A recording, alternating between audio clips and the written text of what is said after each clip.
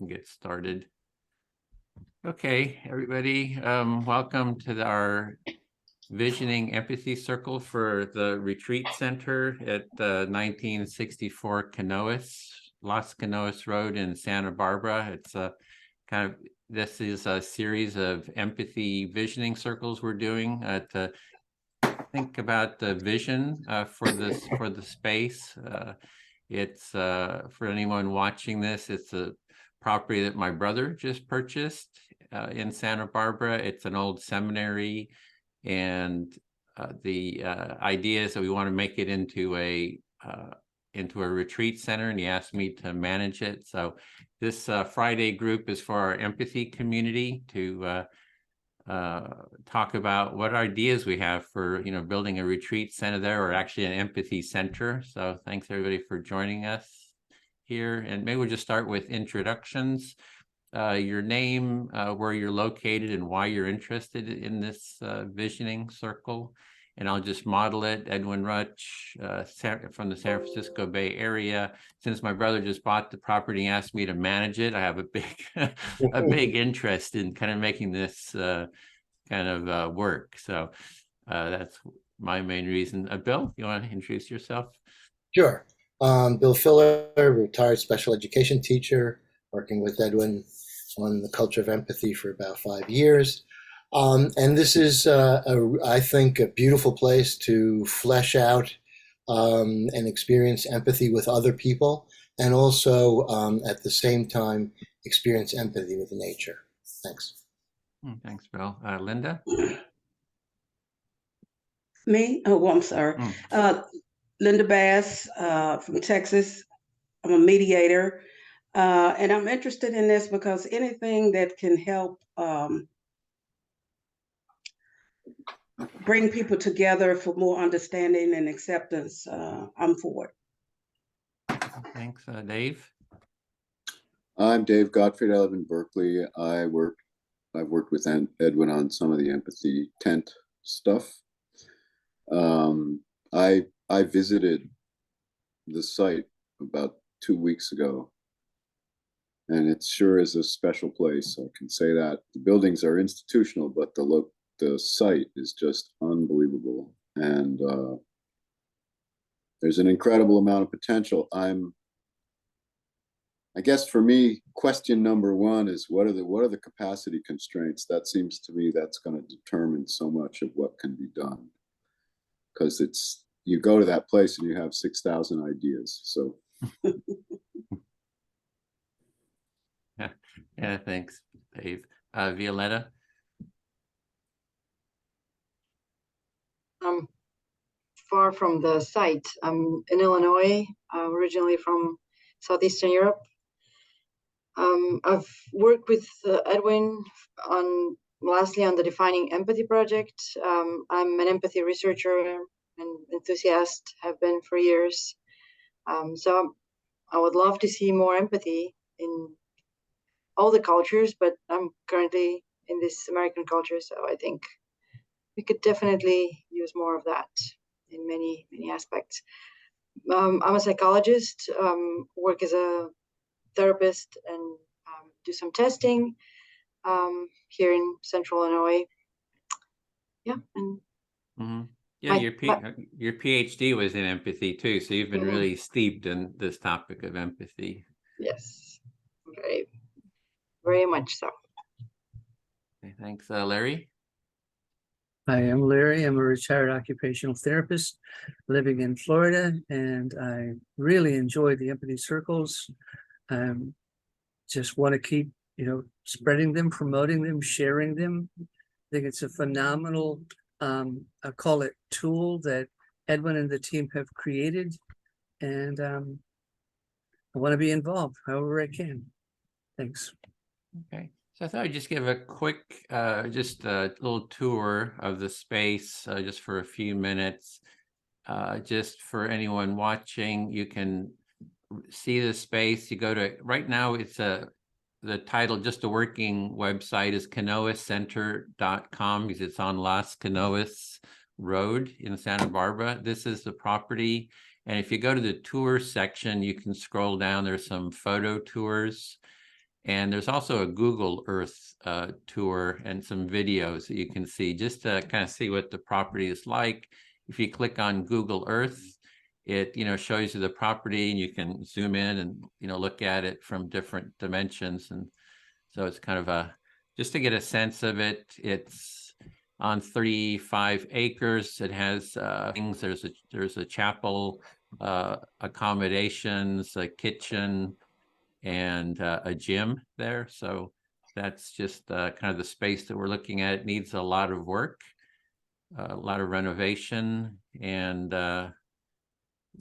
my brother is willing to put in, some money to do the renovations, a couple of $1 million for renovations. And it's now our mission, our vision is to create a culture of empathy, with our mission being to have education be sort of the core to promote that vision. So we want to open it up just for what everybody is thinking about their ideas and about the space. What is, the title here is, what is your vision for an empathy-based retreat center at 1964 Canoas Road, Santa Barbara?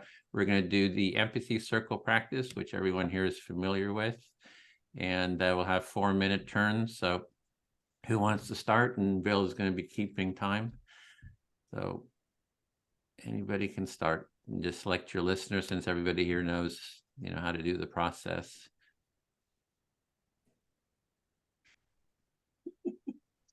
I'll jump in. Okay. Who are you speaking to? Let's see. I put my glasses on. Is it Violetta? Violetta? Hi, Linda. Hello.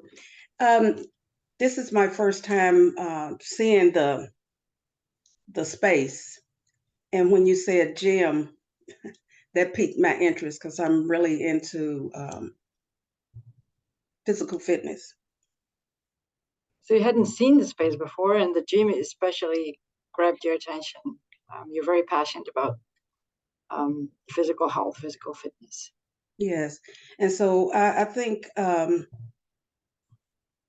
we have a mantra at the gym that I go to. It's a little private gym, and it says, prepare to age. So in that gym, I can see people coming with the intention of preparing to age, because your body will age, and you can be empathetic to your body by continuing to move and exercise. So you're connecting it to the gym you're going to currently, which has this sign that says "Prepare to Age," and it's kind of this invitation to be empathetic with our bodies, that they will all age. Yes, and the secret to life is to keep moving. Okay, keep moving. Yes, I can also see the facility used for bridging. I don't like to use the word racial divide, but ethnic or cultural divides. I think we as a people have more in common than we do difference. So now you're jumping to other ideas apart from physical fitness that could be happening on those premises. And the first thought you're thinking of is bridging the ethnic divides. You just don't like the word racial, and this establishing the idea that as human beings we have more in common than that divides us. Yes, and so rather than just having it wide open, you can have actually a book club, if you will, where you have to, you're asked to read a certain book that deals with ethnic or cultural differences, and then have a discussion. But if you haven't read the book, you can't have the discussion. So I could see that happening where people would be focused on a particular book, therefore they're focused on a particular theme that runs through that book, and that's what the empathy circle would be about. Okay, so you're moving further into more details. A specific activity that could happen is a book club that will be mediated. The sharing of the discussion of the book club could be mediated as an empathy circle. Yes. And maybe one of those books could be on bridging those divides. Yes. That's all I have to say at this time. I feel fully heard. Thank you. Bill, would you mind being my listener? Not at all. Happy to, Violetta. Okay. I did write some of my ideas down in that document, and so they're kind of in two different directions. One is more procedure-like, and the other one is more content and kind of what are the specific things that could happen. Okay. So you wrote down your ideas. They fall into two general categories. One is procedurally. Sorry, I don't know why It's that's. your language, right? Yeah, no, it's my language. I have no excuse. And then the other one is more content oriented. Mhm. And as somebody who is very passionate about the authorship, what am I an author of? I'm more. I've spent more time on the procedures and how do we identify the authors of this. I, Edwin knows I call it the empathy castle because it's just so fairy tale like. But who would be the authors? Who would feel like I'm really very closely connected to that place? So that's what my thoughts went to. How will we, or maybe we're doing it as we speak. How do we become authors of that empathy movement so that it is not something that's happening out there, but is happening with us and in us first? Yeah. So you said, how do we identify the authors or how authorship? And I infer that that's authorship in the broadest sense possible, like a creator or creative people. And the idea that I discern from what you said is that is to create activities and things at the center that would give people the experience of empathy and engender a sort of inner journey towards empathy. Sorry, and correct me if I made a mistake. That for sure. I'm still thinking of how do we plan out things? Maybe are we choosing more, or maybe various directions? And this is more content oriented.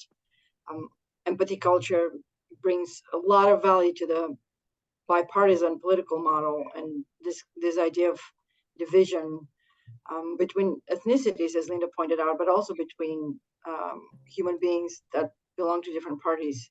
Coming from a place that has multiple parties, this bipartisan model is very strange. But division could happen, obviously, in many places, and that's a heritage that the empathy castle is taking from the empathy tents. Right. So you're talking about the empathy castle. Just want to make sure we see that. So you see it more than in that sense. It's expansive. It's complex. It's growing. And now you kind of shifted over to content more, and specifically talking about bridging divides and how do we bring people, how do we give people the experience, as Linda said, that they have more in common than more different. Yes, beautiful. So in that respect, I'm thinking of having the political line, but also education and mental health. These are the three probably kind of general areas that I've given most thought to. Right. And the role of empathy. So the area, as far as content you're concerned, generally speaking, would be the political divide, education, and sorry, I lost the third one. And mental health. Mental health, yes, and mental health.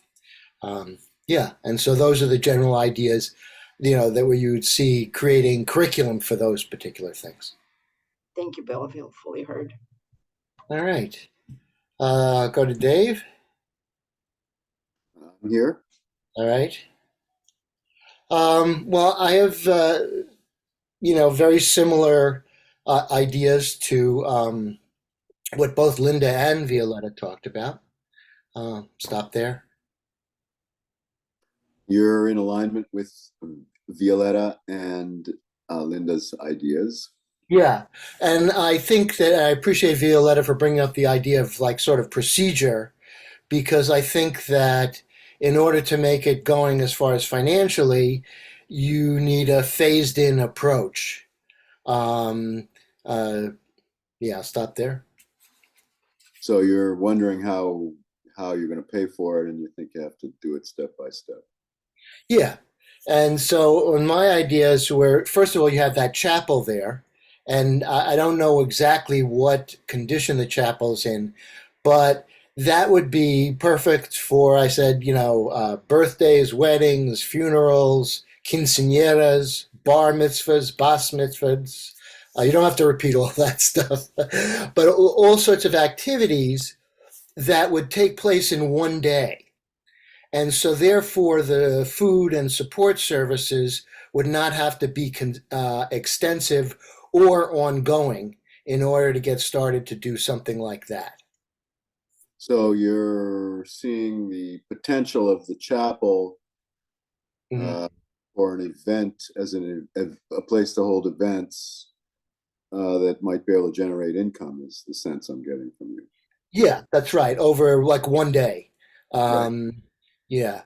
So, again, you don't have to worry too much about the lodging or the food. There could be one meal or something like that, but you don't have to have an ongoing housekeeping staff, cooking staff, and things like that already in place. I'll stop there.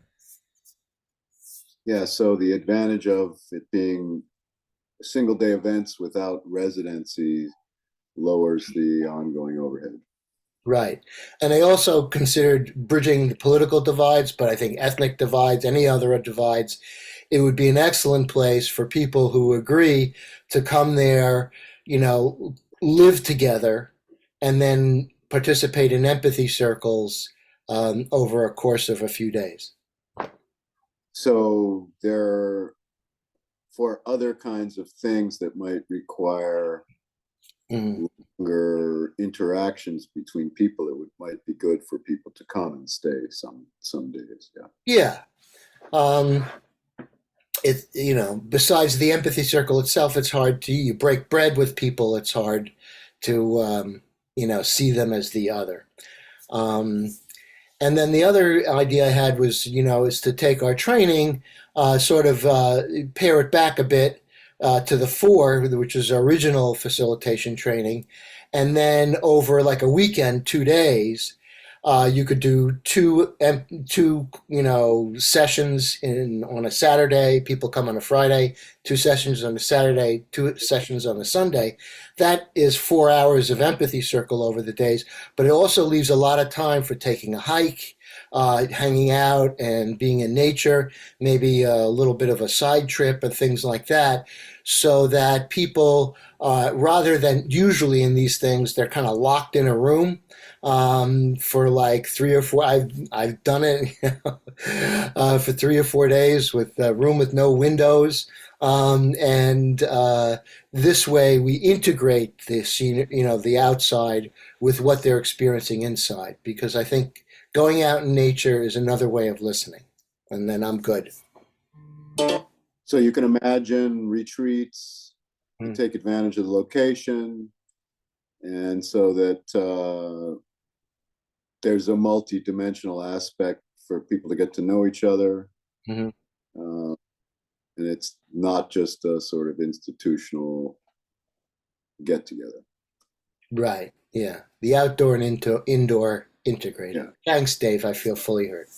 Good. Okay. Edwin, you ready? Yeah, listening. So, yeah, I mean, I guess I think it's easy to come up with ideas of what one could do. What I don't quite understand, I guess the chapel is big. You could have many things in there. You could have concerts in there, all kinds of concerts. It looks to me like more people than we're allowed. That's the big question for me, because it looks to me like the way one could generate income there without fundraising is to have events there. I mean, the gym is enormous. It's enormous. You have no idea how big it is. It's just enormous. And the chapel is very big, and it's got a big parking lot. But the neighbors are very concerned about traffic. So And- the space and is like even I- really, oh, sorry. Yeah, let me Okay, stop. Sorry. Okay, yeah, the chapel is quite big, can take 280 people. And there's another big building, the gym, which is two basketball courts. So it can hold a lot of people. There is parking, but the neighbors have concerns about the amount of traffic coming up there. Yeah, and I read through some of the paperwork that's gone on over the years, because I was thinking, well, why can't you bring people up in buses or something? And then that's not so easy either, because you have to have a place in town where everybody parks their cars, for example. Yeah, you're thinking of the logistics, like how do you bring people up there, maybe with buses, but then that's a complication too. Like where do you park in the city or the town? So I have a real question about, is that a direction that you want to push in, trying to resolve like what sort of capacity we can have there? Because otherwise, I think it's going to be hard to fund itself. Mhm. Yeah, so if the capacity is too low, it's going to be hard to fund itself. So is it about pushing the amount of people, having more people there, and just kind of that whole issue, I think you're looking at. Yeah, and not that one would have more people all the time, but there are all kinds of things one could do that integrated both residencies, for example, and events that bring in the community, whether it's people talk, you could have an empathy week or a conflict resolution week. You could have experts come in and speak, where people come up from town and come to the chapel. It can be hybrid, Yeah, there's a lot of different possibilities. It could be like having an empathy week. People come give talks there from the town. It just seems like a lot of different possibilities, and you're just kind of trying to put it together. Like, how do you put all that together, the possibilities? Well, and I mean, that's my basic question here. And what's your sense of flexibility on the part of the community? And you're just kind of wondering how we see the community. How flexible are they for the amount of people up there? Right. That's Okay. it. Then thanks. I'll speak to Larry. Ready?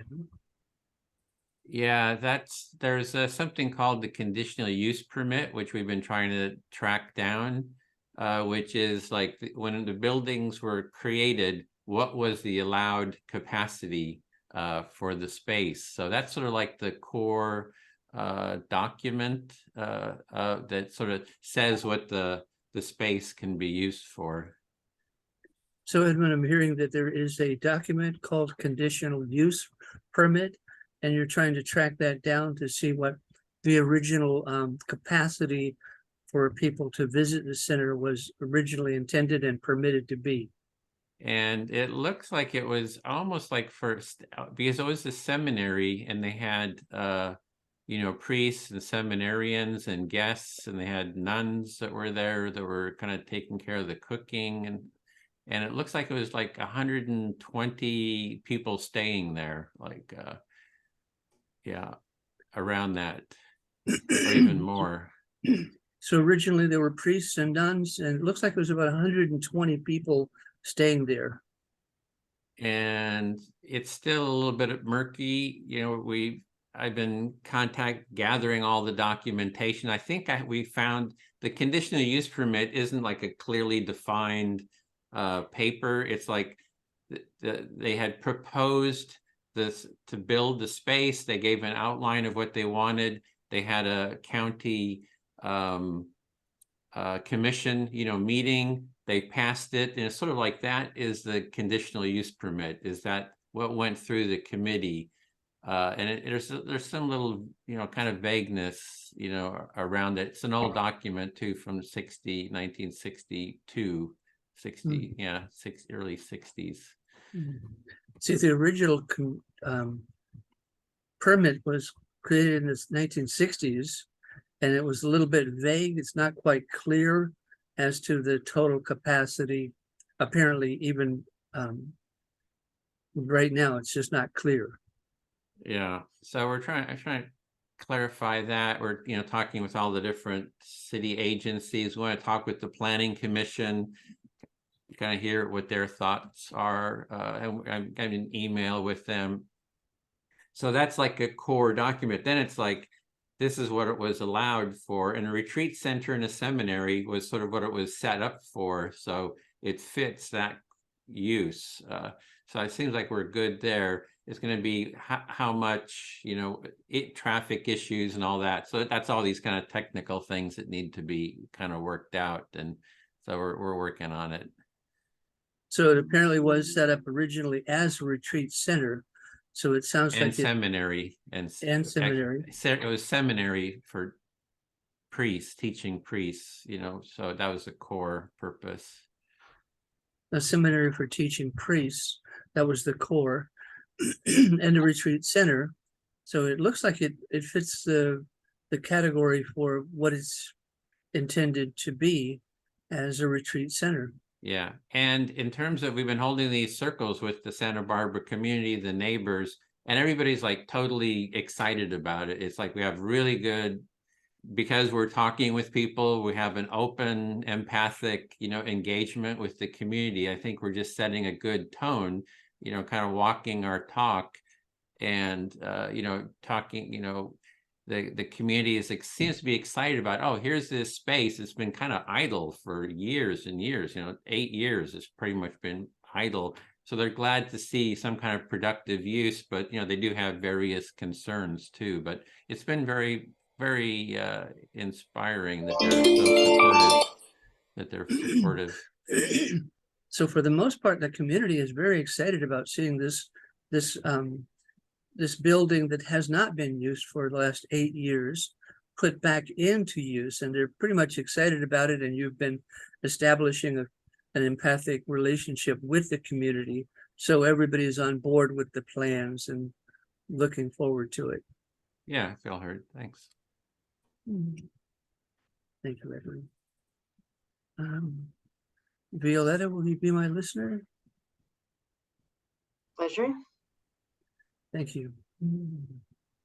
Well, I'm also excited about the idea of a center that has the intention of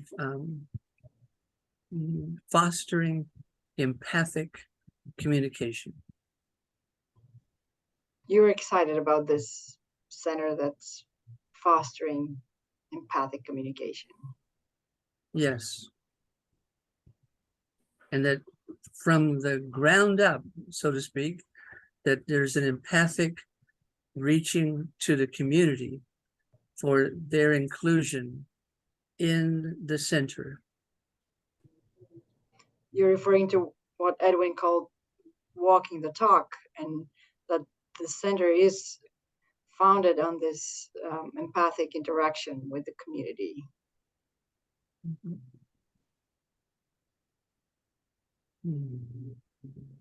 And I have this hope that it can be self-sustaining, including its own organic garden to help feed the people.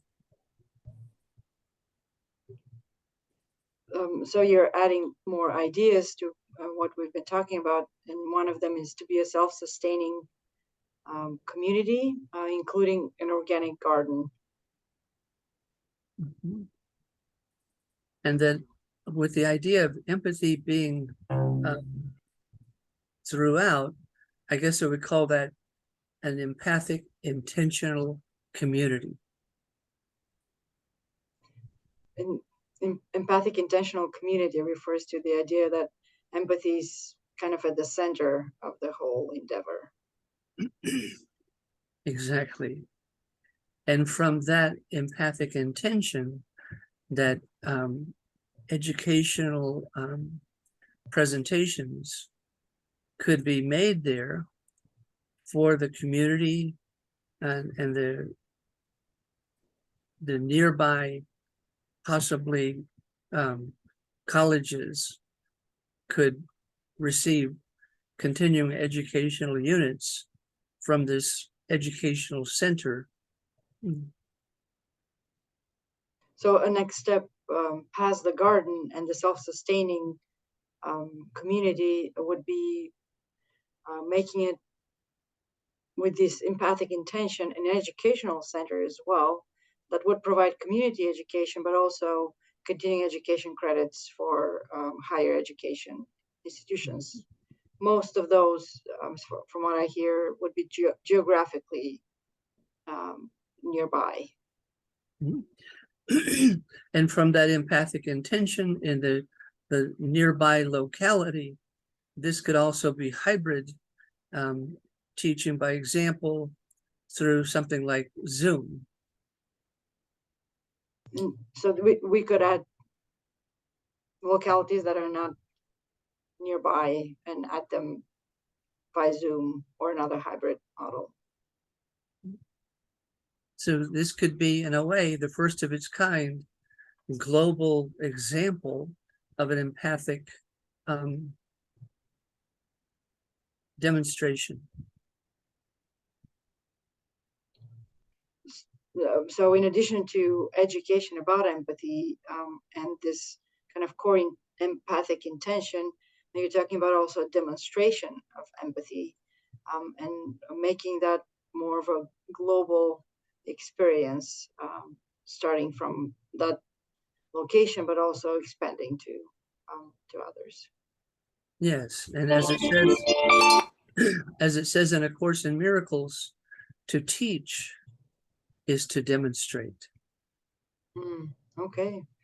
And you're correcting my hearing here with a quote from A Course in Miracles. It's a text I'm not familiar with. To teach is to demonstrate. Thank you, Violetta. I feel believer. Thank you, Larry. Linda, would you be my listener? Yes, glad to. As somebody who's very passionate about academia and sees myself as a researcher, I was. Go ahead. Sorry. I was excited to hear about the educational component and the continuing education credits from Larry. Honestly, somehow that hadn't occurred to me. So I think it's a great idea. As a person that's passionate about academia, you were you hadn't thought about it, but you liked the idea of the continuing education credits and the focus on education at the center. Especially Edwin's connections with pretty much every, as far as I know, every empathy author that's our contemporary that has been very happy to talk to him in his interviews, and I'm sure would be willing to come physically or virtually to those trainings. And so what I hear you say is that Edwin has a hookup with a lot of the authors and professionals in the empathy circle, and you're pretty sure they'll be willing to make presentations or teaching sessions either virtually or on site.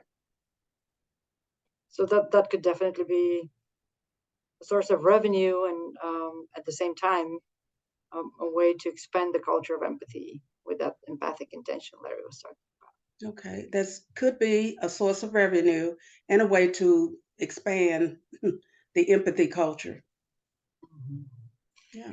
And another thought I had that I don't think we've mentioned so far is having retreats, which is I know very basic because it is a retreat center, but retreats for I'm in the helping professions, and I know a lot of burnout happens in our field, from social work through psychiatry, and how could we be organizing these retreats, whether with a professional organization or the Empathy Center itself, what could be offering this type of places for healing of helpers. Yeah. And you also see focusing on mental health, social workers and people in the helping profession that they experience burnout after a while. And you could see this being a location where they can come, a retreat where they can recharge. Mhm. Yes. Those are my thoughts at this point. Thank you, Linda. Feel fully heard. Thank you. That's good. Okay. Edwin. Listening. Just listening to everybody, I mean, ideas are just popping in my head, but one thing that I would strongly suggest is that we focus on security for the building, for the facility. I'll stop there. So a lot of ideas are popping by hearing everybody else's ideas, and the first thing that's coming up is security for the building. Yes. I also like the idea that what you were saying, because that was one of my concerns, is that you're engaging the community around there. So they have their stakeholders, and apparently you're giving them an opportunity to have some buy-in uh, in regards to how the campus is going to be used. Mm-hmm. So you really appreciate that we have these empathy circles with the community, and that they have they're being heard. There's a buy-in for them about its development. Yes. And what's that old saying? How do you eat an elephant one bite at a time? So this is a huge facility, and I would suggest that we focus on just starting out with small activities or whatever, and then expand as we go along. So how do you, this is like a big elephant, and how do you eat an elephant? It's kind of like one bite at a time, and that's sort of the approach that you're thinking of, just chip away at it one bite at a time. Yes, and because I'm in mediation, and I'm not familiar with the locale and what's around there, but you can mediators and attorneys or whatever, they're always looking for a neutral setting for mediation, conflict resolution, and you can charge. That can generate some income. The the gym with the basketball court, the community would love to have community basketball games and even school games, for a minimum fee. So the space could be rented out for lawyers and mediators to hold up a neutral space for doing their mediations, as well as the gym. You see that the community could hold events there.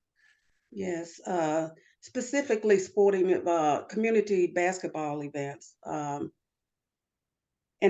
as far as the gym and empathy, and I think this tracks a little bit with Bill's interest in children. I'm not familiar with California what they do, but the schools here have limited physical activity during the day for the kids. So in terms of the schools, the schools where you are, they have limited gym and activities, and you're not sure how it would be there in Santa Barbara, but Yeah. So when you start kids out at a young age, learning listening skills, conflict resolution skills, and at the same time, learning, teaching them how to exercise or yoga or some way to um, harness their energy and and focus it in a positive way. so you just see that for school students, kids, start teaching them these skills, listening and also physical skills, so that their energy, it goes in this constructive, positive way. And all of this is again not sure about. I don't know about the locale and the community, but for minimum fees, people would be willing to pay Hmm. if they can see some benefit for themselves or their children. So you're really looking at the financial aspect, that if this is a way to generate maybe some income, people would be willing to pay for the mediation space or for the gym for their kids. Yeah. My Okay, time is up. great. Then I'll speak to Dave.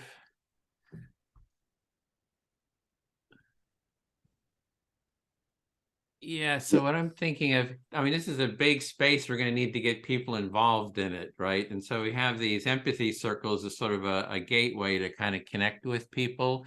I'm looking at how do we get people, really engaged in the space, and what will it take? So you're wondering how, since it's such a big place, how to get enough people engaged to make it work.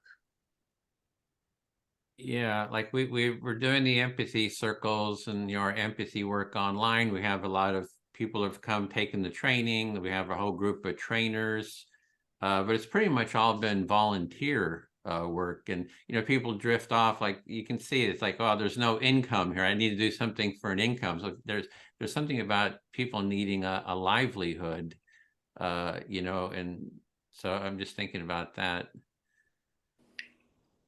So you're trying to understand, if you get people engaged, how to keep them engaged. Yeah. Yeah, okay. Yeah, so that's just kind of what I'm kind of putting it out there, that if with the center, I think it's such a scale that we hopefully will be able to get, donations, I mean, large scale donations, if we can sort of scale it up to at this level, so that there's donations coming in that can fund different projects.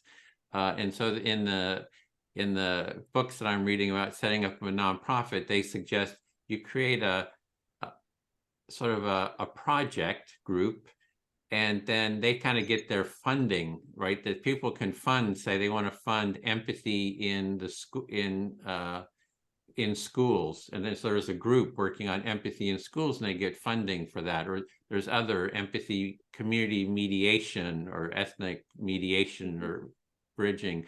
And so having these different projects that would get funding, and people could fund them, kind of directly according to what they're inspired to fund. So you're doing homework on how to fund nonprofits, and you're feeling like, since this is an impressive place, you think you'll be able to get real funding. Your understanding is that the way to do it is to have project-based funding. So maybe what would those projects be, for example? And then if there's funding, there could be like a team that, works on empathy in the schools. And there'd be, a couple of the core group is paid, to organize it. And then you usually have some paid people that really are committed to, the core work. And then with a group of volunteers are around that to support it, with funding coming in for that specific project, with the Empathy Center being sort of the foundation and almost like an incubator for these different projects. Yeah, so you're thinking there, for individual projects, you would want probably to have several full-time people overseeing these projects. Yeah. And yeah, because it's hard for people to stay engaged. I'm looking like, how do we get people engaged, committed, putting in the work? Like we can't tell anybody almost to do anything. It's all volunteers, right? It's like, please do this, versus like, here's these tasks that need to be done, go do it. It's that aspect too. I see. I mean, for building a center, it can't be done on volunteers. It's got to be sort of this paid, foundation where people are really committed, right. And they've got their areas and they got to see it through, and so you're going to want to be in a position to hire some people. Mm-hmm. Yeah, and that they have commitment to it. Yeah, so yeah, I feel heard. Okay. I guess Bill? Listening? You ready? Yeah. Yeah, I mean, it's like I said at the beginning, I think it's coming up with things to do there, sort of in an ideal world, is too easy. I'll stop there. Well, sure. So you said that thinking of things to do there is too easy, and you're Yeah, I about mean, to drop it's the such other shoe. it's such an ideal spot. Um, and I guess the model has to be, there has to be a decision in some sense about the model. You know, is it going to be all raised money, or what percentage is going to be raised money versus people who pay to come there? And again, you know, I don't know that what's possible in terms of usage. There's obviously a huge opportunity, but there's big issues. There really are. I'll stop for a second. Sure. So again, content is great, but you're talking about the essentially the revenue flow. How much would be donated? How much could you expect from people who pay to go to the retreat, and dealing with those kind of nuts and bolts financial issues? Right. And, you know, from a realistic perspective, you know, there's fire issue there. And I think that there's an evacuation issue. It's up at the top of a canyon. You know, the community might not be comfortable and might not be smart to have large scale events during fire season. I'll stop there. Sure. So one of the concerns is that it is placed in fire, where there's fire danger in fire season, especially to the top of a canyon, evacuation issues, other safety issues, and so it may not be, a good idea to have large gatherings during fire season. Yeah, and then the other thing is it's up above the old mission, and through this curvy road that goes up to it, with very beautiful, expensive property along the way. And I'm sure those people don't want a lot of people driving up and down their road, and would be an obstacle. So the logistics obstacles for the ways that would be, I think, great to be able to have events there are significant and would involve community buy-in for sure. Yeah, so you're also concerned it's a long, windy road to get up there. It's beautiful, but they're very expensive properties there, and you feel that the neighbors would have some concerns about having too much traffic there, and so it's very important to get community buy-in. Yeah, but maybe things like basketball, where the kids come up in buses and things like that, that might be acceptable, for example. Right. I don't, and also I think, you know, if it's stuff people want to go to, if they care about it and they're interested in it, they're more likely to agree to it, right? So in terms of buying, you see that if like you had like a kid's basketball camp or clinic or whatever, and they came up in buses, that would the neighbors probably wouldn't be upset about the traffic issue there, but also to have events that would engage the neighbors so that they would get some buy-in. Right, which might not be weddings, for example. I'm sorry, which not might be what? Might not be weddings, for example. Oh, which might not be weddings. Okay. Right. For example. Okay. So, you know,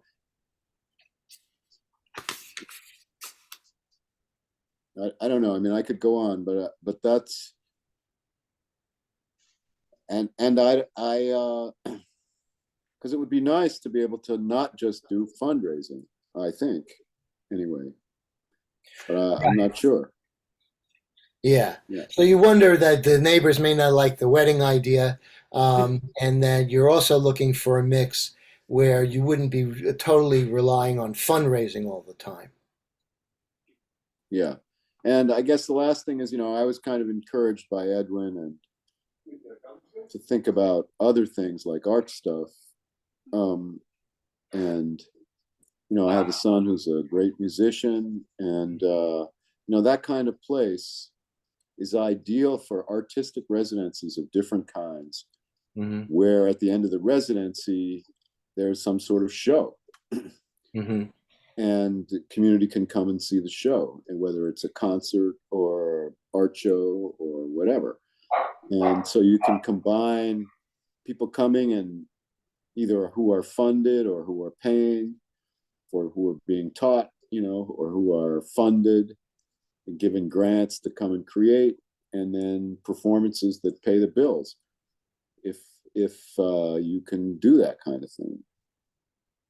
Yeah, so another idea you had is artists in residence, and usually they're once the residency is done, there's some sort of show or performance, an art show or a concert, and that might be something that also the community would be very interested in. Right. So I guess before my time is up, I guess one of the questions is how purely, how narrowly defined is the empathic culture element? So the question then is, how narrowly defined is the empathic culture? Yeah, that's it. All right, sure. Linda? Yes, Okay. here. I'm here Um, for you, Bill. huh? I'm here for you. Oh, thank you. So yeah, I see, thinking about what David just said, I do see it sort of being broad. If you're going to make a financial go of it, then there would be empathy stuff there, but then there might be artistic things, other groups doing other things, basketball camp or whatever like that. I would have to say, I don't know how many people would come to a wedding. I don't think the traffic for a wedding would be that bad. But Okay, so you're piggybacking on what David was saying about, how broad do we want to make this?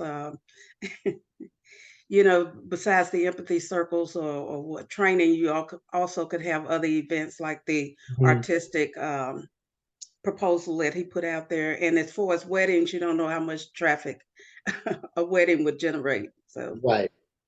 And I almost put down gender reveals, but the people have gotten really crazy with that. yeah, and you were thinking about gender reveal, but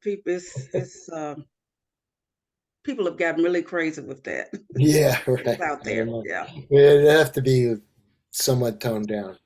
Um, Yeah. yeah, and then I noticed that we mentioned the fire. I have two rescue cats from Santa Barbara from the fire, um, and but I looked around and it didn't look like it looked like a defensible space. What I saw as far as the fire is concerned. And as far as the fires that occur in California, you think that the space is defensible, that it could be controlled, or it's not Yeah, that big of a exposure? yeah. Mm. Um, Yeah, and I like the idea. It would be great to have like an empathy circle retreat while we have some artists in residence, and some intermingling of people, where the art rubs off on the empathy retreat people, and the empathy rubs off on the artists. Yeah, you're going back to the art and retreats, and you can. It would be interesting to see how the empathy um, culture would feed off the art, and then the art off the empathy culture. Right.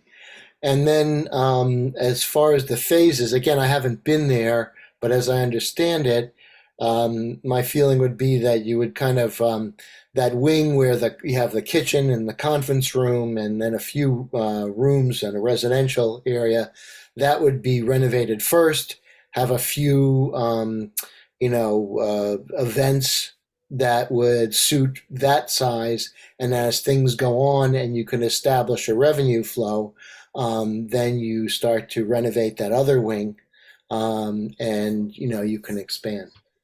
And so you're suggesting or thinking about just renovating a wing at a time. You haven't been there, but just Mhm. the food, the whatever kitchen, and renovate that and have that, and then activities for that wing, and then move on to generate income. And then as that comes to fruition, just move, keep moving through the complex in terms of renovation.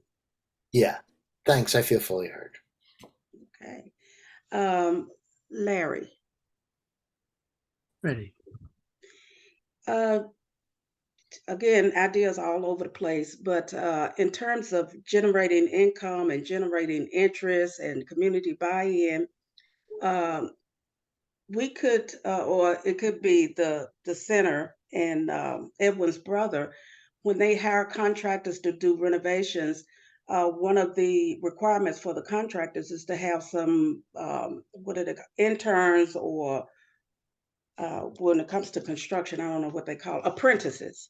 Mm. So you're helping the community and you're helping the training while you're getting the renovations done. So that generates interest. Colleges or technical schools nearby, when you talk about setting up technology for Zoom and talks like TED Talk or whatever, you could use some interns from various schools to help with the project, work, either do it or work alongside a professional. Again, you're generating interest and eventually generating income. So, consider that as a place for where colleges and schools could utilize their internship program. It would definitely generate interest, get the news media out there and the schools out there, and people will become interested in it. I'm sorry. I didn't pick who I wanted to list. I just started talking. Oh, Larry, can you say Larry? did I say Larry? Yeah. Thank you. Hey, Linda, so I'm hearing you saying that you're getting a lot of ideas, and that when they contract construction workers to do the work, that they could have interns participating with the contractors. And this could involve the local community colleges or universities or educational centers, that people would be interested in doing an internship with the construction workers. And this would generate a lot of interest in the center. And I think you also mentioned that, I think you said television crews could get involved with that too.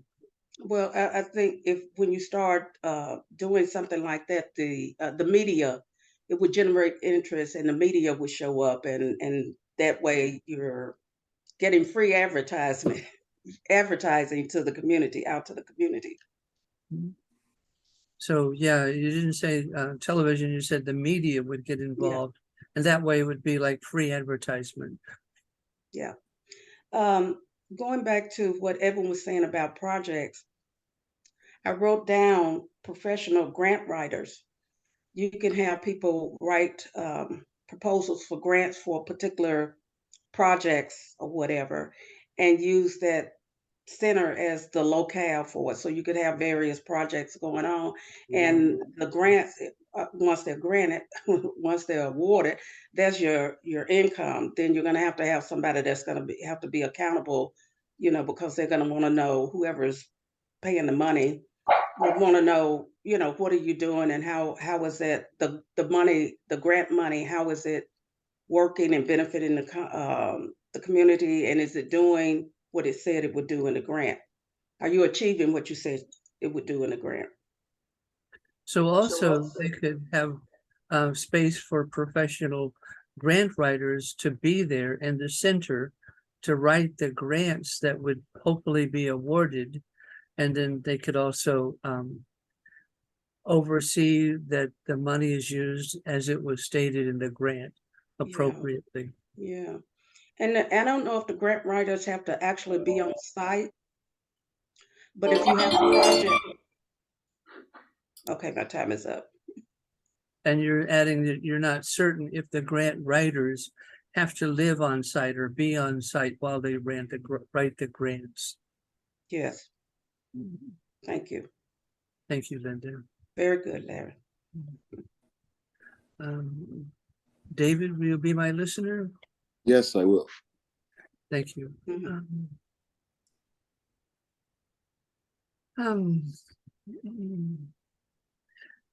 I find it really inspiring to envision all of these possibilities. You're inspired by all of these ideas.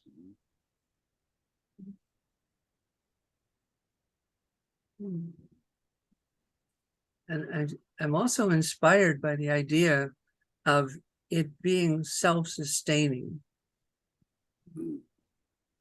Yeah, you like the idea of it being self-sustaining.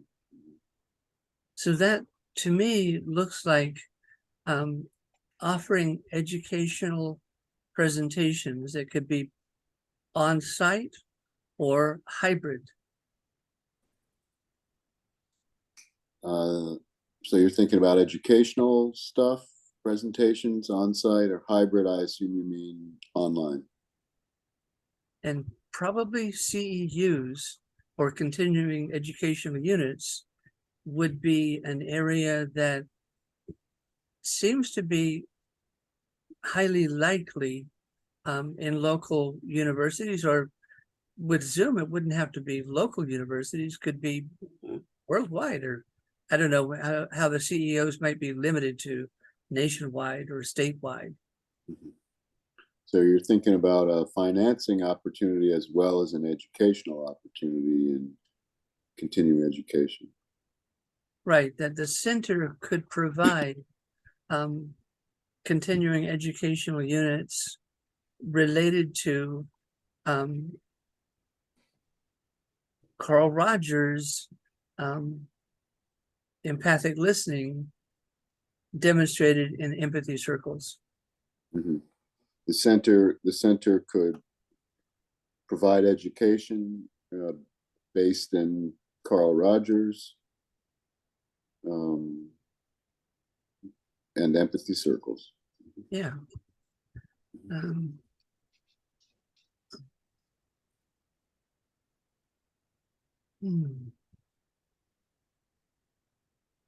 And I love the idea of an organic garden that sustains everyone who lives there with healthy, non-GMO food. And you're excited about the idea of having organic garden with healthy food, non-GMO.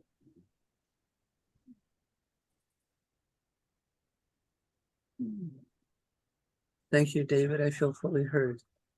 Okay.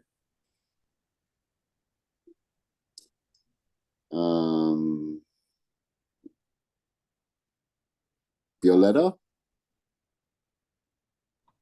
Yes, Dave. I have no idea what I'm going to say. You're not quite sure what you're about to say. Yeah. Yeah, I mean, the place itself is, other than the sort of institutional aspect of the architecture, it's kind of like 1960s school building architecture. You're not crazy about the architecture. Huh? You're not quite crazy about the architecture. No, the architecture is institutional, but the location is really spectacular, and you just feel happy and excited to be up there. Yeah, of course, it was very green right now, which it won't be most of the time, but it is now. And there were fresh oranges on these trees I was picking that were delicious, and there was water running in the creek down below, and the property runs all the way down to the water, and there's a hiking trail up into the hills. I mean, it's really a special place, which I guess is what inspired Charles to buy it. It's quite heavenly there, with the oranges you could pick from trees and a trail, and you hear the creek, and just the nature is very inspiring, kind of even healing by itself.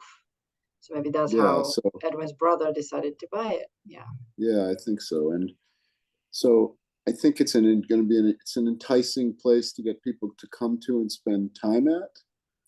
I mean, I don't really know what it's like when it's very hot in the summer, and I think people might be afraid to come in fire season, and maybe one wants to avoid that, actually. I don't know. Even if you can protect it, I'm not sure one wants to take the risk. I just don't know about that. So your dreams aside, and the extreme attractiveness of the location, kind of in brackets for a little bit, you're again going back to the thoughts about what are some obstacles that need to be overcome for this to be a viable project. And some of the obstacles are local residents that we've talked about that might not want that much traffic, but now you're talking a lot about climate and fire season and Yeah. heat, and how realistic and wise would it be to have events and people there when it's really hot Well, during what? during the fire? The fire season. The problem is the fire that- season is So expanding. they overlap? Do they over? I'm guessing. Yeah.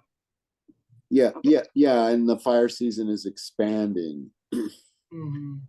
You know, it used to be in the fall, but now it's depends. And after a very wet winter like this one, there's a lot of growth, and then if you have a very dry summer, it increases the danger. Okay. But then I'll swing back to the other side, which is it's a pretty big community. I mean, the town itself is like 250,000 or more. It's a bedroom community for Los Angeles. You know, there's Santa Barbara, UC Santa Barbara, University of California, Santa Barbara. There's a large community of people that I think would be interested in good programming. You know, they wouldn't have to bring everybody in from out of town necessarily who would want to be involved. So you're thinking of the risk, but you're also thinking of the opportunities. And one is that it's a bigger community, 250,000, and they might want to have educational opportunities that they don't have to necessarily go all the way to LA for obtaining some kind of certificates or whatever that might be. Right. I feel heard. Thank you. Thank you. Edwin, would you listen to me, please? Listening. I admit I didn't know a lot of the details that are coming up. Obviously, I've never even been to California, so I don't know much about fire season, and I didn't know that Santa Barbara is so big. So that all those details are definitely changing the picture every time. So you didn't know that much about California and especially Santa Barbara. So you're developing more of a picture now of the space, which affects your ideas and vision. And I know we're in the very beginning of the brainstorming, or you called it visioning. So it's normal. We're all learning and kind of more dreaming. And I'm sure that the people that the group that will end up actually developing a more specific plan forward will have to do quite an in-depth research with what are the different factors that are playing a role in the going forward plan. Yeah, so the people doing the deep planning, the group will have to study all the different issues, water, all the technical stuff, kind of really get into the depths of it versus like kind of a superficial visioning, maybe. Or dreaming first, kind of out of in an ideal world, I think somebody said today. Not sure who that was. Yeah, so it's the ideal world, the dreaming. What are the dreams in the ideal world? Yeah. But if I summarize, and that they sound like the agricultural element then the educational component, and then the retreat, kind of just events for different groups component, and then life events along the lines of weddings. I'm not sure where the sports event would fall, but again, somehow serving the community, serving the empathy movement, but also generating revenue in one shape or form. So it sounds like you're sort of categorizing the different events, where the different events, kind of different headings to sort of explore. And then one of them is also the financial aspect, generating an income. So trying to break it down. Mm-hmm. That's how I function. But obviously, my dreams are mostly connected to the empathy and to the empathy movement, and it's something that I think Bill mentioned in the beginning, having the empathy facilitator training, having an in-person version. I think that would be a first. And my thoughts are going towards how can we make that bigger and scale that up. I'm not quite sure. So you're thinking, you're thinking of how to have in-person empathy trainings and scale that up. You're not quite sure how to do that yet. And as somebody who's trained in psychodrama and I love group therapy, I think this will be just like, what Dave was saying, it's a healing experience in itself. And I know that the psychodrama movement is pretty active in California. I'm not sure south or north, but I'm just thinking of different directions, and that would be one direction to consider, to think about. Yeah, you work with the psychodrama community, and they're big in California. So you think that could be another sort of an option for workshops to hold there in person? You're fully heard, Edwin. Okay. So how about we just open it for like 20 minutes or so to just non-reflective listening, just for general, kind of brainstorming, any ideas or thoughts that come up. I did want to, I'll start off by saying, in terms of the narrowly defined events it's pretty much open. Like the vision is an empathy center, and it's as a nonprofit, it's in education to be training, teaching, and the mission is to build that culture of mutual empathy. And it's just can tie kind of anything into that, right? Like the arts, I think the arts would be great, especially try to change the institutional look. How do we shift that institutional school look to be more creative? And so everything's sort of on the table. I just wanted to address the fire. That fire did go through there before. So they had fire, the neighbor's house burned down. And somebody had said that the space is sort of like a fortress because it has brick walls and those mission or those tiled roofs. So under the roof is the cement slab on which is those clay tiles. So it has a lot of fire resistance to it, but there's a lot more, that can be done they used to have goats there, right? That would be eating up all the stuff. And, I'm kind of thinking of terraces, like Italian, those Italian places that are up in the mountains, they got all these terraces, eventually kind of building some terraces that create the, kind of more fire breaks too, but also a space for gardening, kind of a terraced gardening. So just kind of, those are just some other, some ideas. So I don't know, just kind of open it up for a while, just say anything that you want, and let's just kind of brainstorm here. So I just get an idea that I had is that, utilizing Los Angeles, a grant could be written to train teachers. And specifically, we could target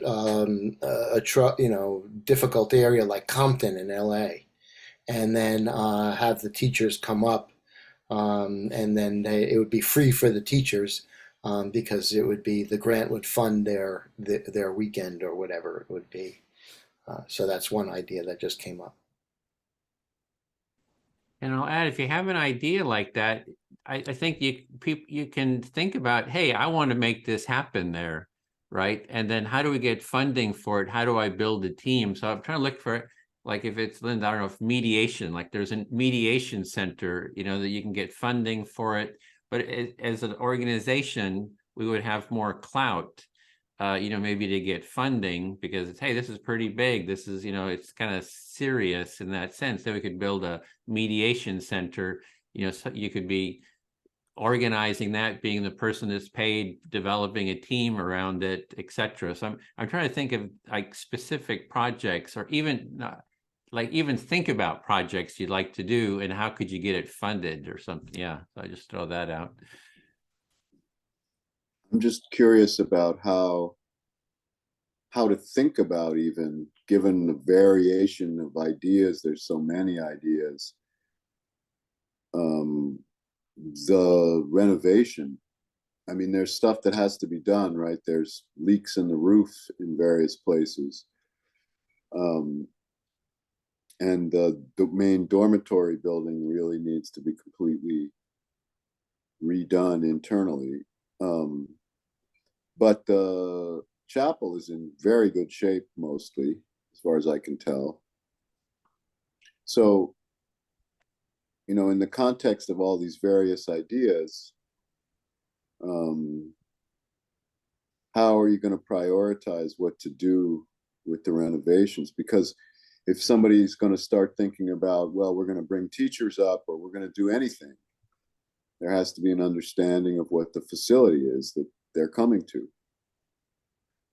I could give a little bit of a tour of that, just to give everyone. Yeah, but I mean, you have to have committed to we're doing this renovation, we're going to have this number of beds and this number of rooms and all that kind of stuff. So what's the process for making those decisions?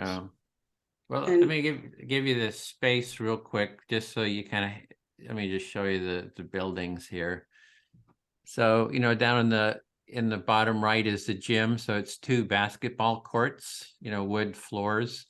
This building here was, they called it the Sisters Residence. So there's 7 bedrooms with shared baths that are already ready to go. That's been renovated. It just needs furniture. And then there's a workshop space, a room with a nice little porch there. There's here is the kitchen. So it's a really, big commercial kitchen with a big dining room and then a recreation room.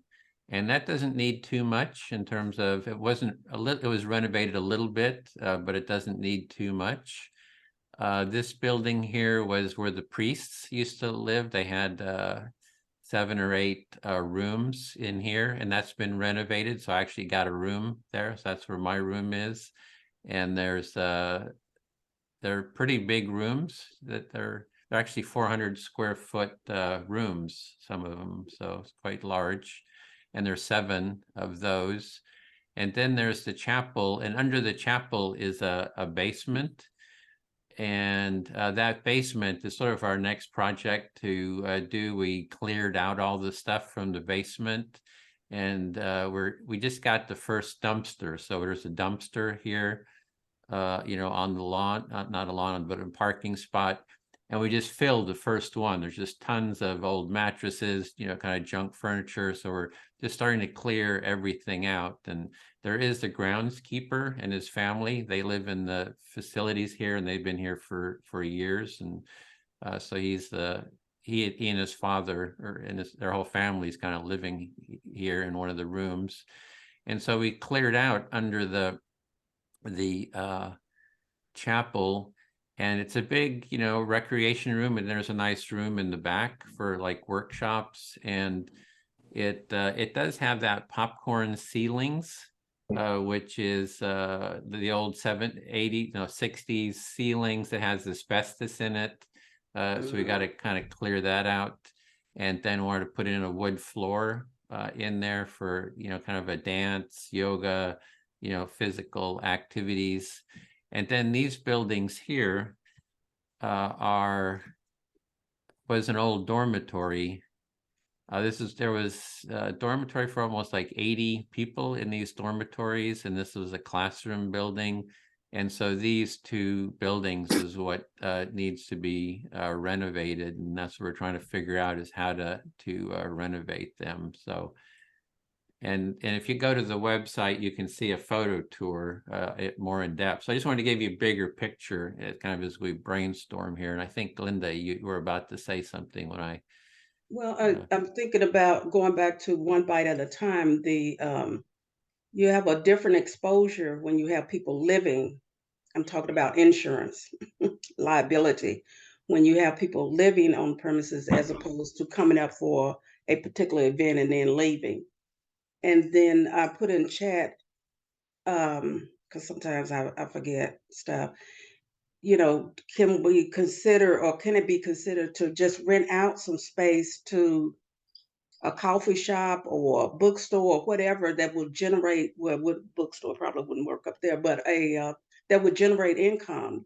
You know, do you have to control the whole compound?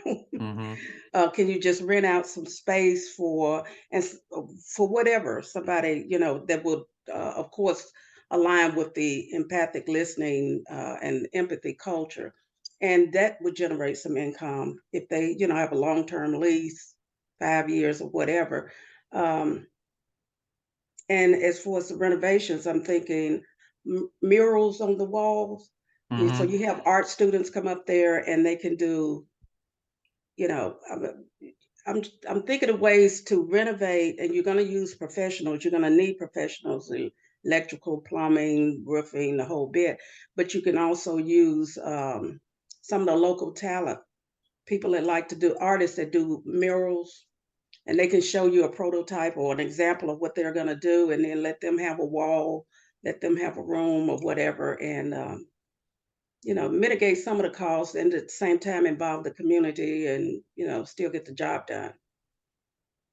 Yeah, what I'm thinking is a more of an iterative approach. So I set up a room there, and I'll be staying, Hmm. part-time there, maybe probably be moving down there eventually.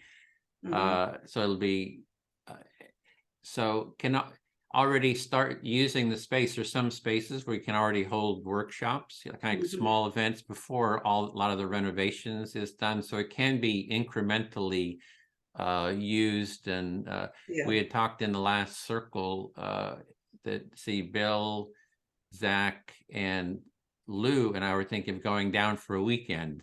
So we'd hold a little weekend, our own weekend workshop, and then maybe do something to invite the community to, a couple hour event.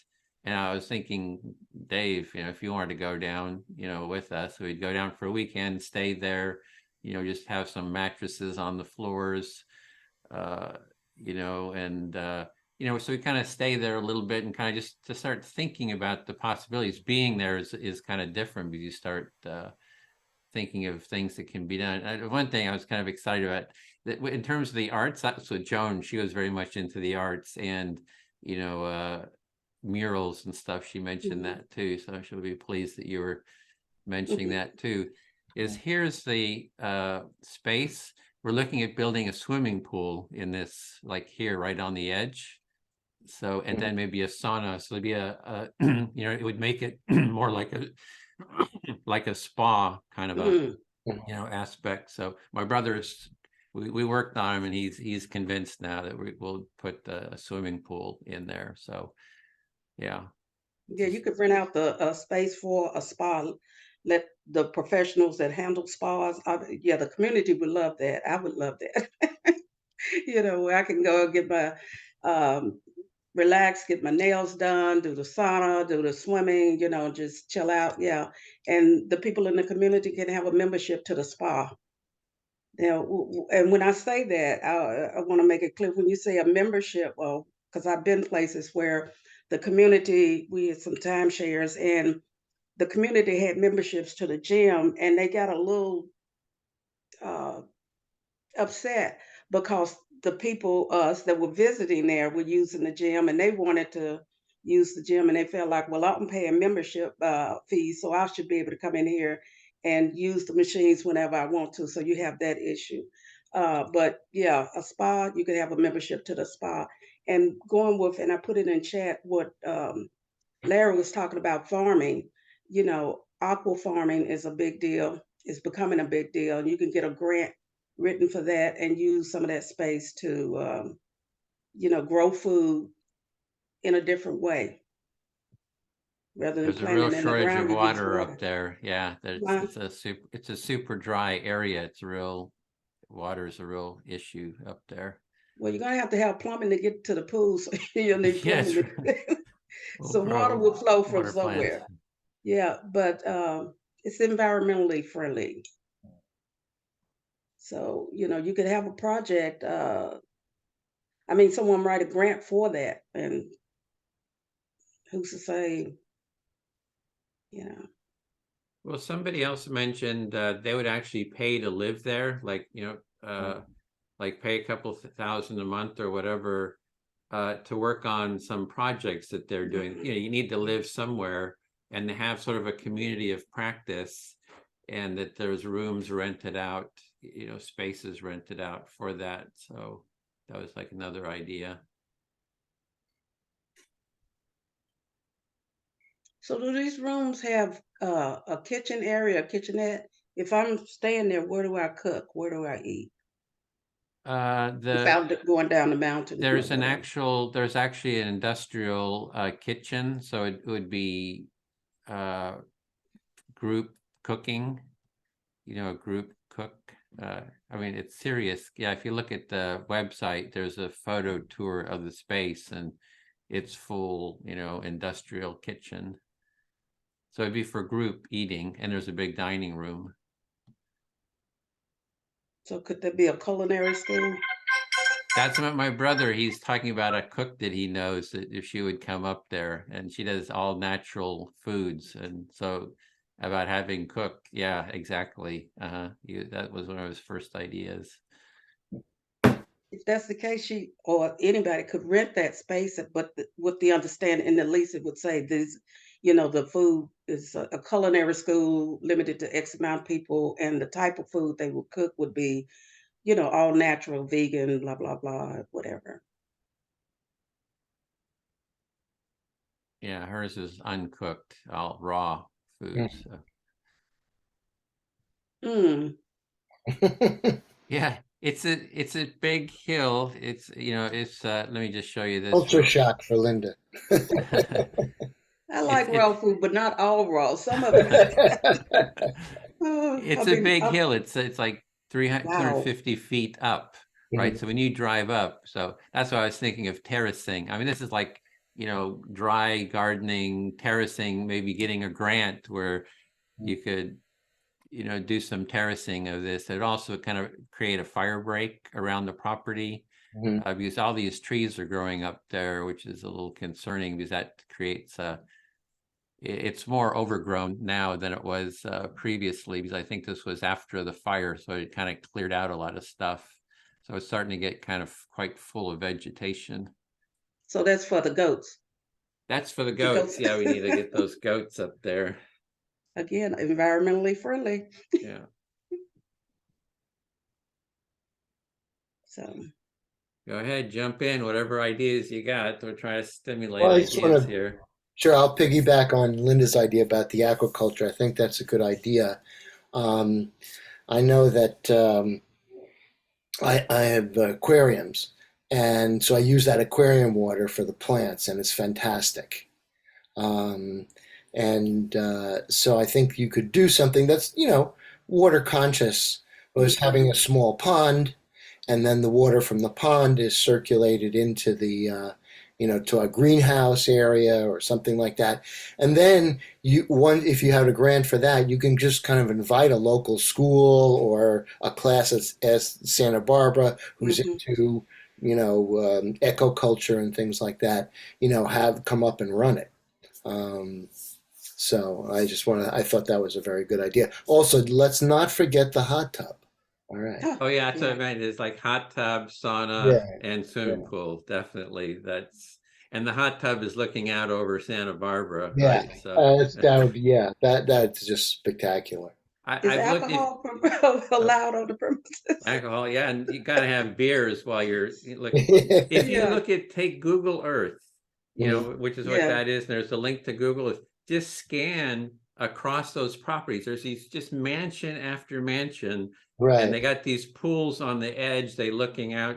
right. Oprah Winfrey is only 15 minutes away. Her Yeah. houses, her $100 million properties, just 100, and you know, the Harry and Meghan, you know, the Hmm. Prince guy from Yeah. is just like 15 minutes away too. So it's in Montecito, which is a very wealthy area. Going back to the aqua farming, I saw this on something, YouTube, Facebook, but these guys have built these big, I didn't realize how big your tub or whatever had to be, that they were growing fish. They were whatever you call it, growing fish. But anyway, they had a fish farm, huge tanks with the fish in it, and they had constructed this thing where the water would circulate out of the pond up, which Hmm. and then water the plants as it comes back down. And it was really interesting. And they were talking about how the fish, whatever increments or whatever, but it helped fertilize the plants. And so they were just, using the water over and over and it was circulating. I thought that was really interesting. And the plants were above the tank, of course, so the water would go up, circulate, water the plants, and then come back down. It was really interesting. So the residue from the fish Yeah, it's would be it's good the fertilizer. fertilization. I was trying to think of Residue, uh, feces. Polite the word. poop as Poop. yeah. But, Uh, I'm yeah. thinking more towards the institutional survival of the place. And my years in nonprofits have taught me that it's always a good idea to have a backbone of your organization that would be, at least in Europe, it's ideally to have some kind of steady income. And around that backbone, you could organize all kinds of side activities from agriculture to education to weddings. And so they could be bringing revenue, they could be grants, both. And what that backbone will be from, I think, is the question, at least in my mind. As an empathy center, I see two major pathways there. One is government, the other one is some larger philanthropist. I mean, all these millionaires, multimillionaires, billionaires around that place, could they be invited to contribute to some kind of a cause that would, and that contribution would be on a regular basis? I'm not quite sure what I'm talking about, but so it's either a group of people that are willing to commit with a regular contribution, or a local government or federal government or state government being willing to provide that backbone. Counting on grants is not realistic. It's not a sustainable source of, I think, even if they're the bigger educational grants, it's a lot of work. And even with volunteers, I think it's just a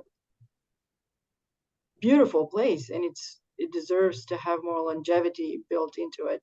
And in terms of management, as a visionary that I'm invited to be here, I would say what is the backbone and what are some of the side projects? Yeah. And it could be that the backbone is more the agricultural piece. Might be more realistic, especially with the fire danger. And I don't know. I'm not an expert there at all. But those are my thoughts, that we need to have some kind of a central vision. Again, the easiest thing is either agricultural or some kind of ecological climate change think tank residence, or a place for political bridging change that would be funded. That to me seems like the biggest place where we could locate ourselves as an empathy movement. And then all the other side projects could be bigger or smaller, but there's this need for some kind of a backbone. Well, the retreat yeah. centers that I know of, like Esalen, which I lived at for a year, they just have a series of programs. Like there's day programs, 4.5 days, and a weekend, and it's just constantly repeated. They have people coming in. So that's sort of the workshop model. People come in, pay. It can be a residential, people stay over. They take the classes and they have a pool they can swim in, kind of relax, between, do the hikes and things like that. So you just kind of have to schedule workshops. That's kind of one. The philanthropy is it's raising donors, having donors, and that's having a board. And part of the job of the board is to go out and raise money, to ideally have well-to-do people who can actually have connections and get others to donate.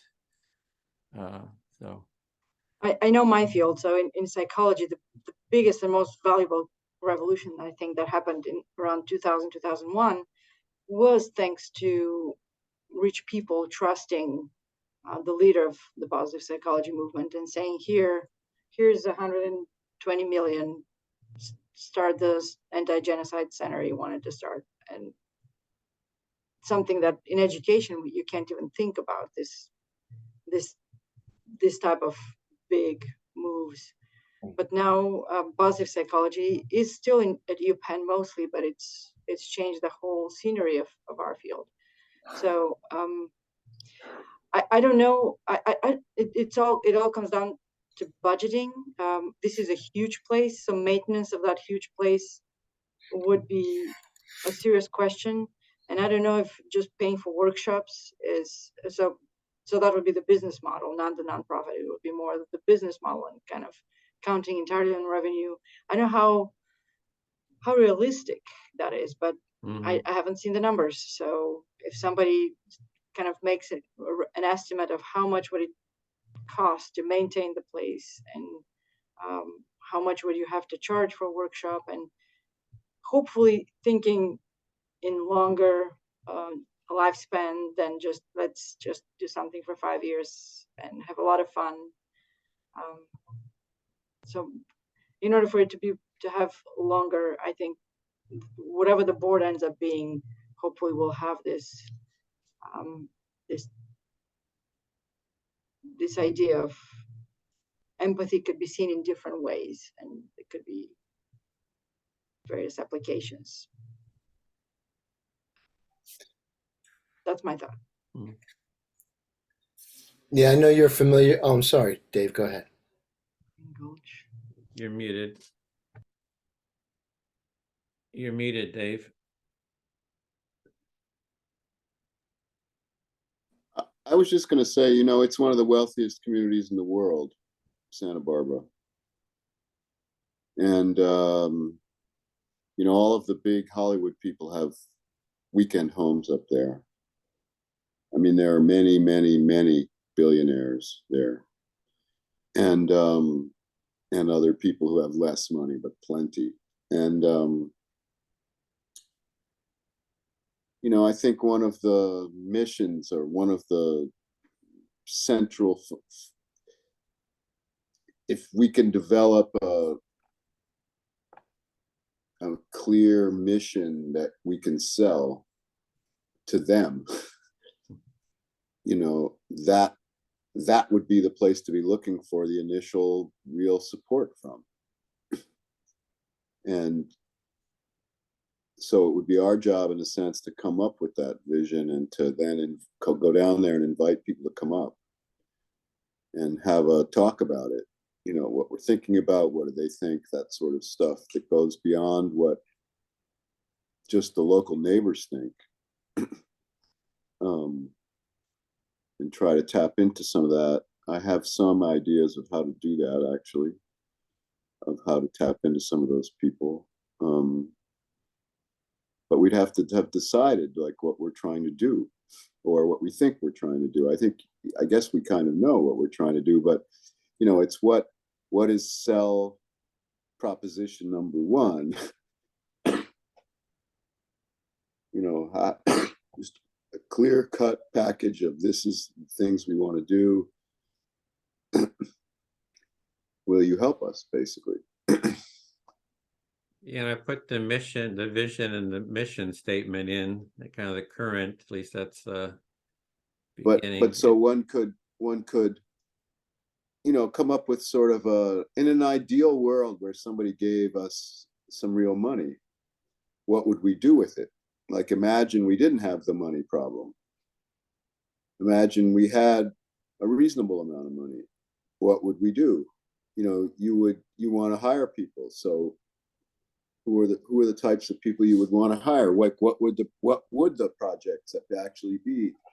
Just to think about it maybe like that, and to go and try and, you know, come with a real, more than just a vague proposal and we're looking for ideas. Like, we have these ideas. If we had money, this is what we would do, you know, and see if we could get some money. I don't know. Yeah. Well, that was the model. We have the vision of building that culture of empathy, and I put in the vision and the mission. And can we get people inspired about that? Say, yeah, this is really something that we need in our society.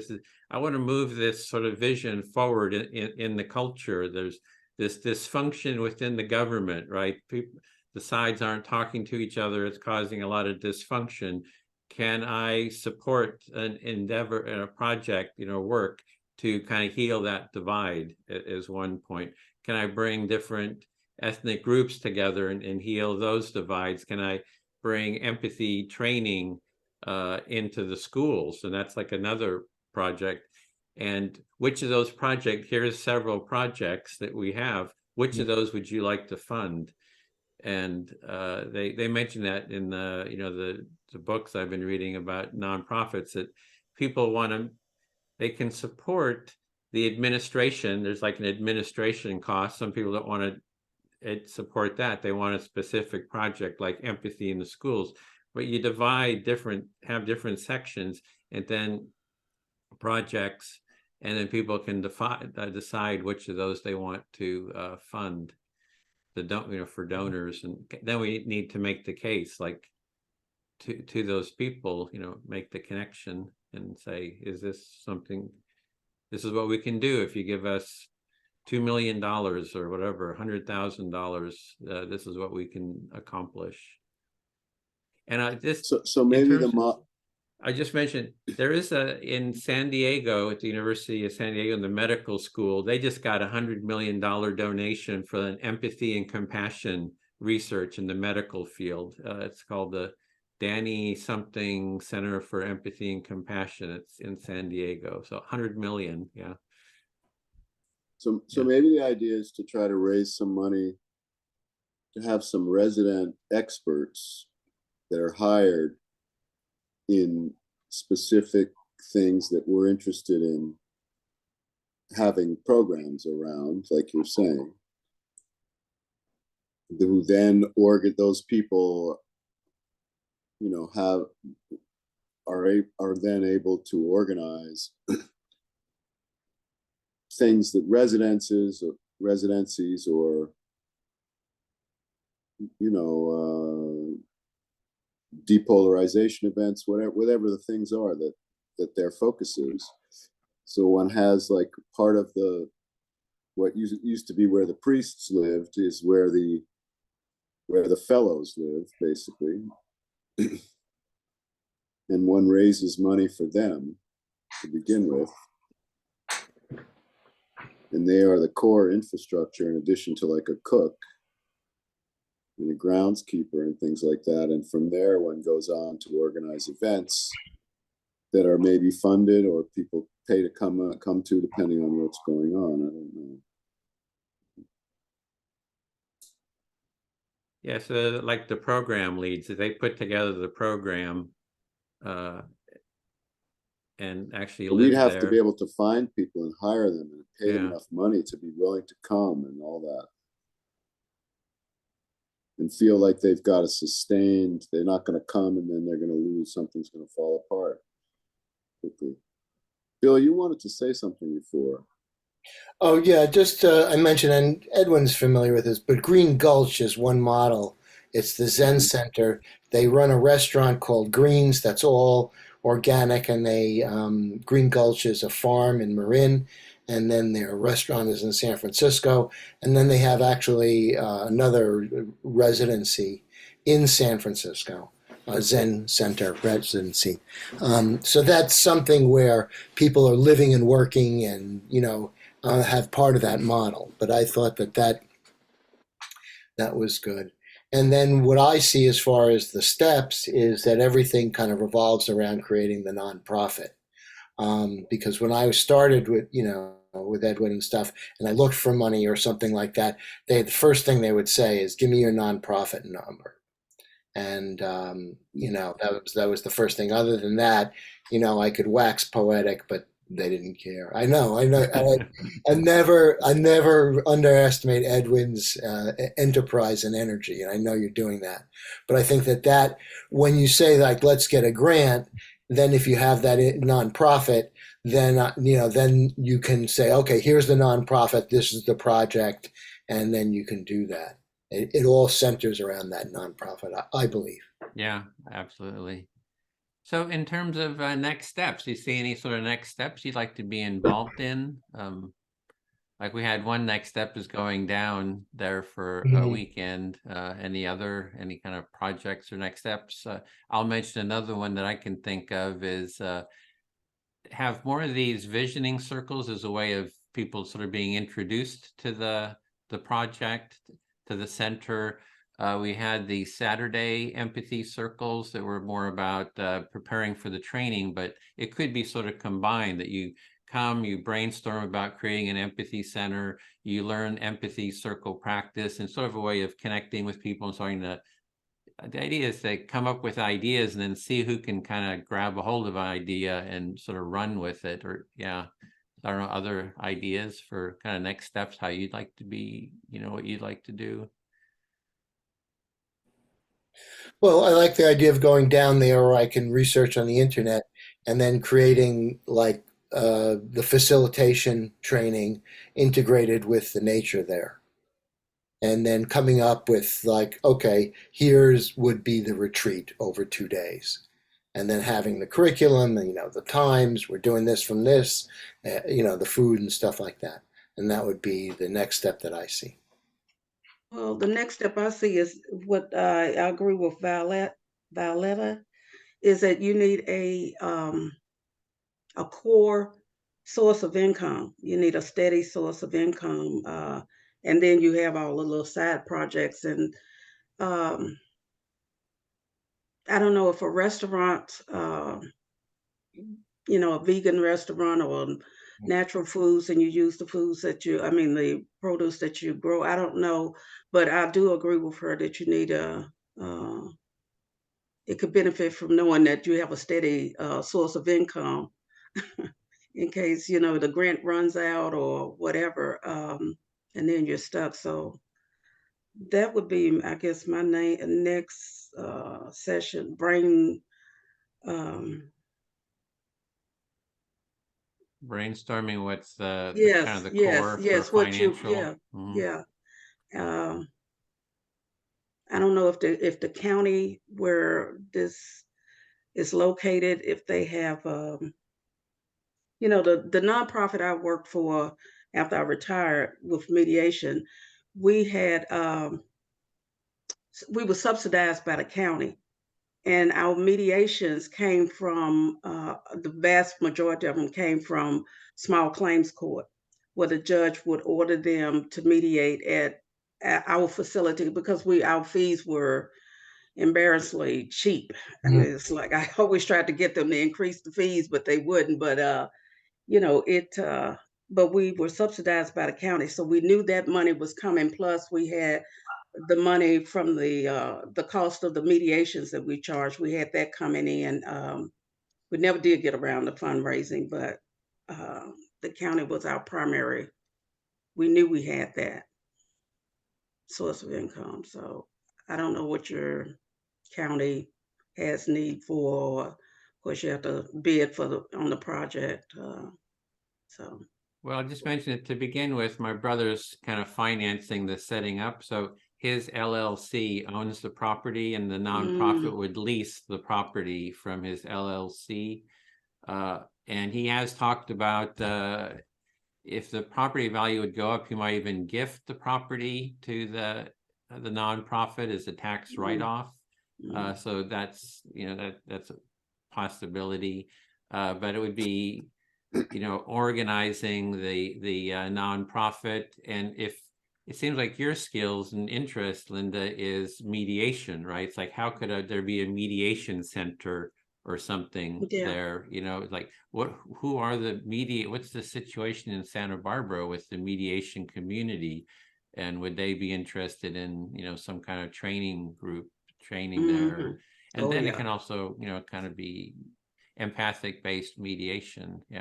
Conflict resolution. Conflict resolution. Restorative or transformative.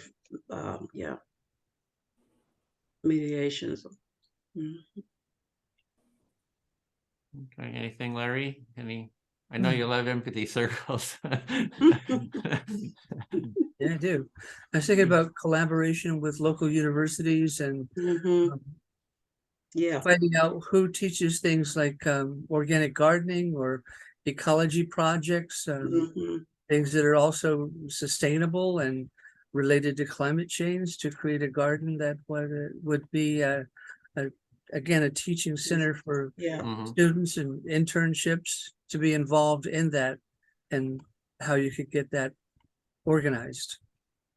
So you're interested in looking into that more? Like it's a type of gardening there. It would have to be kind of terraced gardening because there's not a lot of space unless it's terraced.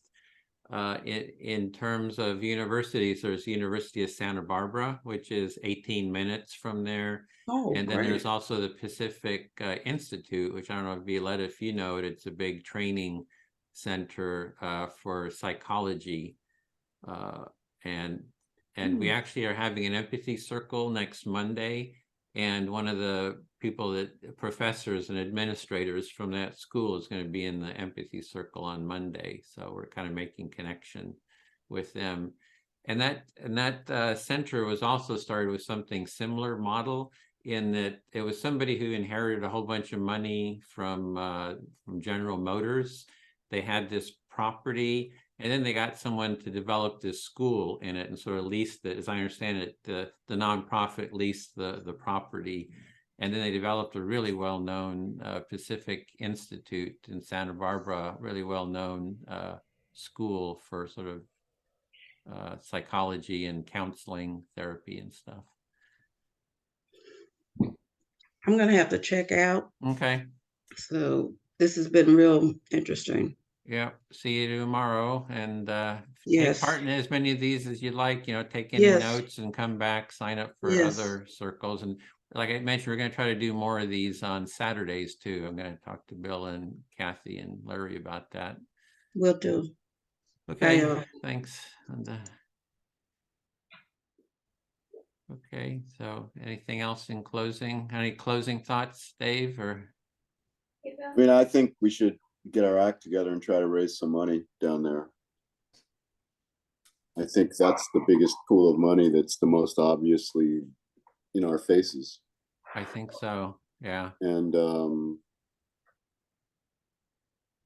it's just, a question of putting our ideas together and working them through properly, so that, in the investment world, they call it a book. So they've got, they call it a deck. That's what they call it, a deck. So that we have a presentation that holds water that we can substantiate, and we should try to raise some real money. Yeah. That's what I think. And then you know, why not look, we have something we never had before, which is this place. It happens to be in one of the wealthiest places in the world. I think we should try to take advantage, and it's a lefty place, you know, we should try to take advantage of it. And that means being ambitious about our proposals, basically, I think, and not be trying to nickel and dime our way through the whole thing. I mean, unless we have no choice. And since there's no, you know, we're not under a time constraint, like we got to get running in there tomorrow. You know, that's what I think we should do.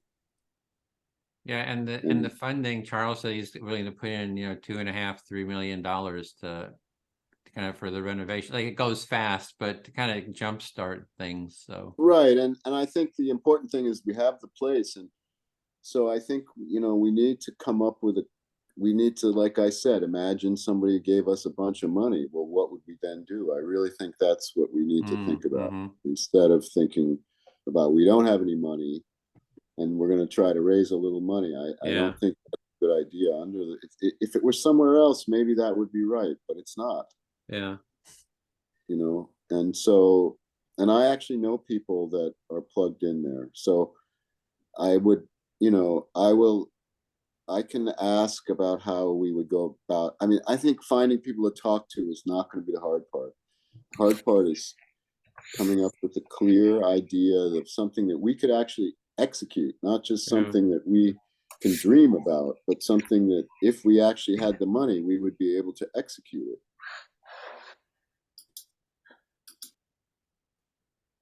Yeah. That's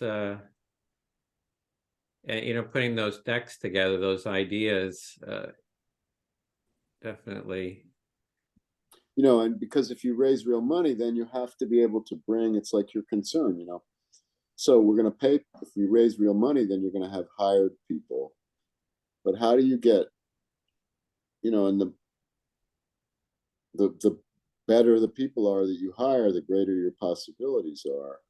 But, you know, we're an organization in its infancy in some sense. And so how do you do that? What kinds of people do you bring in, and how do you attract people? But it's a beautiful place and a beautiful part of the country. So, and presumably you start with young people. I mean, I was just at an event at a nonprofit. I don't want to say the name of it, but there were lots and lots of young people, really smart, really engaged, doing amazing things. And so there's a lot of people that one has access to. So anyway, that's what I think we need to do, is sort of be ambitious about what's possible there and try to raise some money for it. Yeah, I'm inclined towards that vision too. It's like the fund, getting donors, funders, having a clear proposal, and also having people that can write that up too. Like, you know, it's like there's people who have that skill that can really, you know, make a really good looking presentation and sort of make the case. I think the underlying vision is really good and unique. It's just how to not package it, but how to articulate it in a compelling way and make stories. That's like the story capital of the world. I mean, it's like, you know, Hollywood, you know, storytelling is like, that is the place down there. So. Yeah, and to maybe, you know, really focus on trying to really do conflict resolution. I mean, empathy circles are just the core practice, right? But to actually be able to bring in people who need to be face to face with each other and think about doing that, so we can try to imagine the kinds of things we've talked about for a long time, but actually doing them there. And maybe people would be willing, you know, there's people there who would be willing to fund things that don't work, just with the hope that they might work, you know. Okay, great. To be continued, just continue thinking about it and start, we're documenting this and take those steps. So Violetta? I don't think I'll be able to come to any more of these vision circles. If I have to, I will. But so I'm committing to. I could help with clarifying that strategy. I've done that multiple times for teams that I've been a part of, or other teams that I've been helping clarifying ideas. Obviously, empathy is my sweet spot. I've spent most of my professional life, researching it. So Dave, ideas are not lacking. There's plenty of thoughts about what could be done. It's more, I think, a question of putting them together, making it a clearer as much as possible direction. And I've written many grants. I could help with that if we get there. I've done fundraising. I could help with some of the pitch. If you could help us clarify our focus, that would be good. I could do that. And on that page is the vision and mission statement, which is maybe the start. It's kind of fleshing that out. And then what's the next step after that? Yeah. I do have to say those work best in person. So whenever the key players, whatever the board or whoever will be making the strategic planning, what the stakeholders should be, all the stakeholders should play some kind of a role, so they could feel like they're authors. But then the board should be starting to flesh it out, as the two of you are saying, and start kind of talking to people ASAP. And then the first conversations will be trials, and we'll see, okay, what are the questions they want to know? Right. What are some answers we have to have in advance before we go to those talks? Some of them will want media attention. Some of them will just want a change. So it depends who is kind of knowing your targets well, your people. Yeah. You know, there are people there that buy paintings for $150 million. There you go. Yeah. And not just one painting. Yeah. So if they can help make the world a safer place, they might be willing. Yeah. As you said, be ambitious and talk about how things could change. Right. So this is more community psychology rather than the clinical psychology, but how communities could change, and then as communities change, how could societies change? But those are my directions of thought. Thank you. We'll be in touch, probably, Edwin, and whenever you feel like there's Talk some about clarity. the nonprofit. I'm just trying to get go through it. I'm just starting the paperwork, all the forms. I wish I would have started the nonprofit before, because now we might have to do the long version of the form, which is 26 pages versus a 3-page easy, application. So why is that? If you anticipate making less than $50,000 in 3 years, you can do the easy form. If you anticipate doing more than $50,000, you have to do the full 26-page, detailed form. So if we had the nonprofit also, and the board, you have to create the board also, right? What? Pick a board, yeah. Do you have the social enterprise thing in California? There's a legal entity, which is in between LLC and nonprofit. Yeah, there's different version. I think I'm not sure, but I think we're going to go for the 501c3 educational charity. It's a charity subcategory of education. And I'm trying to get familiar with it, so when we do talk to a lawyer, that we kind of have a picture of the details. I don't know, have you set up a nonprofit 501c3 or just been involved in them? Or I am a friend of mine is setting up a social enterprise, and I know only 9 states do it. I know Illinois does. As a social enterprise, you could have revenue that you have to prove will not be for just accumulation of gains. Hmm. But as a nonprofit, revenue is tricky, and you have to go more towards grants, and you're obviously tax deductible. And so I have no idea if California has a social enterprise and if that would even work with your Yeah. brother wanting to give this big amounts of money. Yeah, Probably and not. Yeah. and then tax deductions is a big part of it. Is also it's Yeah. a lot of tax deductions and the donor part of it, and for their tax deduction. It does seem like the 501c3 Yeah. kind of the standard is kind of Yeah. the safe bet. Those are other things that are kind of not as clearly defined. Yeah. Yeah. It's I need to go. Okay. Final word, Larry, before we go. Education, empathy, environment, ecology, internships, and tell Oprah. We Yeah, can go the borrow house, sugar. She's in the Chris has a neighborhood. house there, right? Yeah. Okay, great. Thanks, everyone. Thanks, It's everyone. great seeing you all. Thank you.